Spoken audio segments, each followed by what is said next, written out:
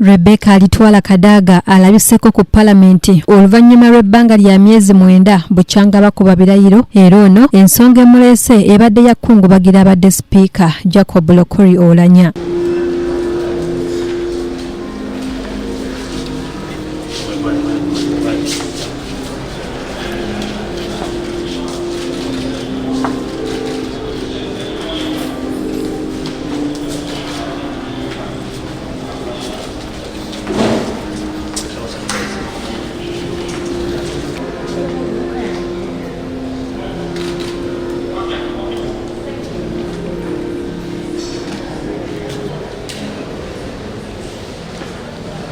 Kadaga ayogedde ku Oulanya ng'omuntu abadde omukozi ennyo ayagala ekibiina kye ekya NRM era ategeezezza ng'eggwanga bwe lifiiriddwa omuntu ow'omuwendo. Ku Palamenti nze okuwandiika mu kitabo ekyokungubaga nga tukungubagira yali omumyuka wange mwami Jacob Oulanya.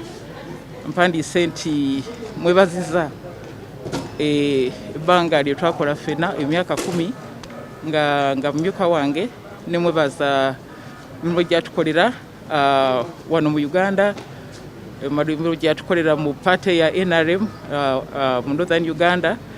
Ne mwebaza nnyo eddoboozi lyeyatuteekerangayo mu ACP EU kubanga gye twali tumutubye okutukiikirira ebbanga eryo lyonna ne mu International Conference ya Great Lakes nti byonna bimwebaziza ne mbuga nti already sawa yakakano tumisinga simanyi wena kyogera mu Luganda naye